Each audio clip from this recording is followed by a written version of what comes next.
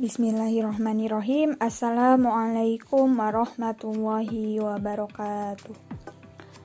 Alhamdulillahirabbil alamin wassalatu wassalamu ala asyrofil anbiya'i wal mursalin wa ala alihi wa sahbihi ajmain. Amma ba'du. Yang terhormat Ibu Mira Maesaroh MPD selaku dosen pengampu pada mata kuliah pedagogik dan teman-teman yang saya banggakan. Alhamdulillah, pada kesempatan kali ini kami dari kelompok 8 yang beranggotakan saya, Dea Sekar Ayu Febriani, Denia Isabel Rahayu, Dia Ayu Sulistianingsih, dan Melanisa Damayanti. Kami akan mempresentasikan hasil kerja kami, yaitu tentang lingkungan pendidikan. Baik, langsung saja ke materinya. Yang pertama, yaitu pengertian lingkungan pendidikan. Pendidikan adalah pembelajaran pengetahuan, keterampilan, dan kebiasaan sekelompok orang melalui pengajaran, pelatihan, dan penelitian. Lingkungan secara umum adalah kesatuan ruang dan segala benda, daya, keadaan, dan makhluk hidup termasuk manusia dan perilakunya. Dan lingkungan pendidikan adalah kesatuan ruang yang dapat dijadikan media pendukung pembelajaran, pengetahuan, keterampilan, dan kebiasaan bagi individu atau kelompok.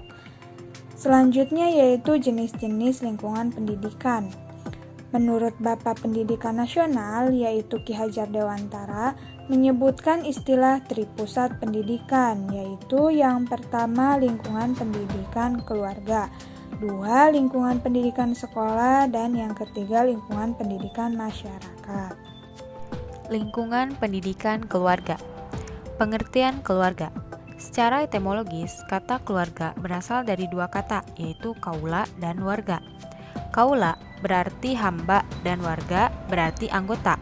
Jadi, pengertian keluarga adalah suatu kesatuan unit di mana anggota-anggotanya mengabdikan diri kepada kepentingan dan tujuan unit tersebut. Selanjutnya, fungsi keluarga. A. Fungsi edukasi. B. Fungsi sosialisasi anak. C. Fungsi proteksi, perlindungan. D. Fungsi afeksi, perasaan. E. Fungsi religius. F. Fungsi ekonomi. G. Fungsi rekreasi. H. Fungsi biologis. Selanjutnya, peranan anggota keluarga dalam pendidikan anak. Yang pertama, peranan ibu. Yang kedua, peranan ayah. Yang ketiga, peranan nenek. Yang keempat, peranan anggota yang lainnya. Materi selanjutnya akan disampaikan oleh rekan saya. Lingkungan pendidikan sekolah. Pengertian sekolah. Sekolah adalah lembaga pendidikan yang melaksanakan pembinaan, pendidikan, dan pengajaran dengan sengaja, teratur, dan terencana. Program sekolah adalah program pendidikan yang diterapkan khusus untuk sekolah tertentu saja sesuai dengan tujuan yang diinginkan sekolah yang disesuaikan dengan kekhasan yang ada di sekolah. Sehingga program satu sekolah bisa berbeda dengan sekolah yang lainnya. Fungsi pendidikan di sekolah, menurut Soleh Sugianto, mengemukakan fungsi-fungsi sekolah sebagai lembaga sosial, yaitu 1. Sebagai lembaga sosialisasi, membantu anak dalam mempelajari cara-cara hidup di tempat mereka dilahirkan. Kedua, sebagai perantara transmisi dan transformasi kebudayaan. Dan yang ketiga, sebagai tempat menyeleksi murid untuk melanjutkan pendidikan yang lebih tinggi. Unsur-unsur sekolah, yang pertama bangunan sekolah, kedua murid, ketiga guru atau pengajar, yang ketiga peraturan sekolah.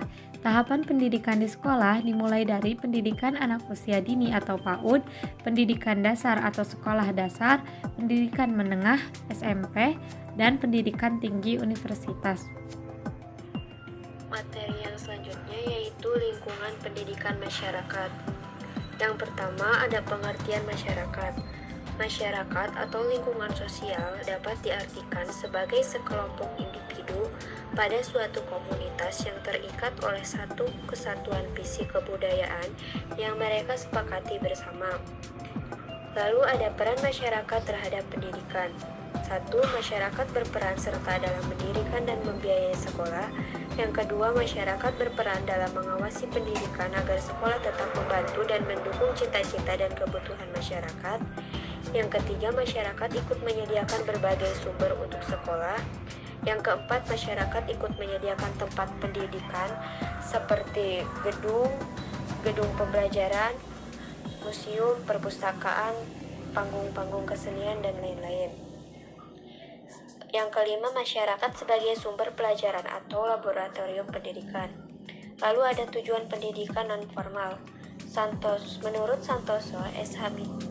Jojo tahun 1982 nomor 18 mengemukakan bahwa pendidikan non-formal bertujuan membantu masalah keterlantaran pendidikan baik bagi mereka yang belum pernah bersekolah maupun yang gagal, serta memberikan bekal sikap, keterampilan, pengetahuan praktis yang relevan, dan kebutuhan hidup. Lalu ada sasaran pendidikan non-formal. 1. Dilihat dari faktor lingkungan tempat tinggalnya. Kedua, dilihat dari latar belakang pekerjaannya. Yang ketiga, dilihat dari latar belakang pendidikan.